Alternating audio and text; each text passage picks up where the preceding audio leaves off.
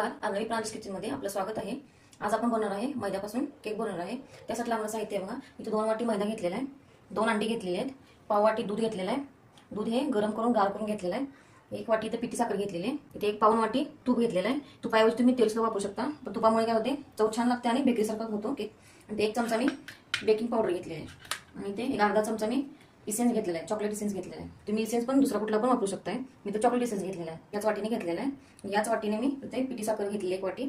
आता आपण केक बनवणार आहोत। तेल लावून घेतलेलं आहे मी इथे बघा, अगोदर डब्याला तेल लावून घ्यायचं आहे। आपण तुम्ही काय पण भांड घेत चालते, केकचं भांडं घेत चालते, तेल लावून घेतलेलं आहे मी अगोदरला। त्याच्यावरती आपण थोडासा मैदा घालून घेणार आहे। इथे बघा मी अशा पद्धतीने मैदा लावून घेतला आहे सगळीकडून। आता आपण हे बाजूला ठेवून देऊया। इथे बघा मी 2 अंडे फोडून घेतलेले आहेत। तुम्ही जर अंडे खात नसाल तर तुम्ही अंड्याऐवजी दही सुद्धा वापरू शकताय, पण दही कसं तुम्ही आंबट असलं पाहिजे। याच्यावर तुम्ही पाऊण वाटी दही घ्या अंड्याच्या ऐवजी। तर आपण याच्यामध्ये घालणार आहे हे चॉकलेट इसेन्स, ते छान आपण फेटून घेऊया। 1-2 मिनिटं छान फेटून घ्यायचं आहे। इथे बघा मी 2 मिनिटं छान फेटून घेतलेलं आहे, बघा असा फेस आला दिसतो याला। आता आपण याच्यामध्ये घालणार आहे पिठी साखर। साखर तुम्ही कमी जास्त करू शकता तुमच्या आवडीनुसार। तुम्ही जर कमी गोड खात असाल तर साखरेचं प्रमाण कमी ठेवा। इथे बघा मी साखर घालून पण 2 मिनिटं छान फेटून घेतलेलं आहे। आता आपण याच्यामध्ये घालणार आहे तूप। तूप पण छान आपण याच्यामध्ये फेटून घेऊया 2 मिनिटं। इथे बघा मी तूप घालून पण 1-2 मिनिटं छान फेटून घेतलेलं आहे, काढून घेतलेलं आहे। आता आपण थोडं करत मैदा याच्यामध्ये घालून घेऊया। इथे बघा मी मैदा सगळं घालून घेतलेलं आहे। आता आपल्याला थोडंसं लागणार आहे दूध याच्यामध्ये। दूध आपण थोडं करत घालून घेऊया। इथे बघा दूध मिक्स करून घेतलेलं आहे। कन्सिस्टन्सी पिठाची कशी आहे, मला आणि 2 चमचे थोडं दूध लागलेलं आहे याच्यामध्ये। अशा पद्धतीने आपलं पाहिजे आहे पीठ, जास्त पातळही नको आणि जास्त घट्टही नको। आता आपण हे डब्यामध्ये ते बघा मी सगळं ओतून घेतलेलं आहे। आता आपण थोडंसं डबा टॅप करूया।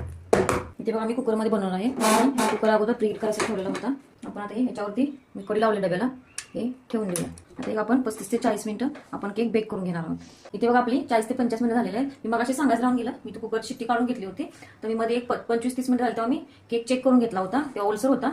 आपल्याला 40 ते 50 मिनिटं लागले आहेत केकसाठी। आता आपण बघूया केक कसा झालाय तो, अजिबात म्हणजे असा चिकटत नाही बघा। मी ते डबा काढताना कुकर चटका बसेल म्हणून मी जाळी लावली होती। आता आपण काढून घेऊया। इथे बघा मी खाली स्टँड ठेवला होता कुकरमध्ये। मी कुकरमध्ये बनवलाय, तुम्ही पातेल्यामध्ये कढईमध्ये पण बनवू शकता। हे बघा आता आपण केक थंड करून घेणार आहे। थंड करून घेऊया आपण, 10-15 मिनिटं लागतील जाळी काढून घ्यायची। आता आपण बाजूच्या कडा सोडून घेऊया अगोदर। एक बघा किती स्पॉन्जी झालेला आहे बघा आता ट्रेस होतोय बघा कसा। बघा बाजूच्या कडा सोडून घेतलेला आहे। आता आपण केक काढून घेऊया। बघा केक आपला छान कलर पण आलेला आहे, बघू शकतो आपण। छान जाळी पण सुटलेली आहे केकला बघा, किती स्पॉन्जी झालेला आहे केक। आता आपण हा केक कट करून घेणार आहे। तुम्ही अशा पद्धतीने केक करून बघा नक्की। इथे बघा बघू शकता तुम्ही किती छान जाळी सुटलेली आहे केकला। केक पण छान बेक झालेला आहे आपला। आपण स्लाइस करून घेऊया याच्या। हे बघा आपण स्लाइस करून घेऊया केकच्या। इथे बघा तुम्ही बघा की किती छान झाला आपला स्लाइस, पण किती छान झाले बघा केकच्या।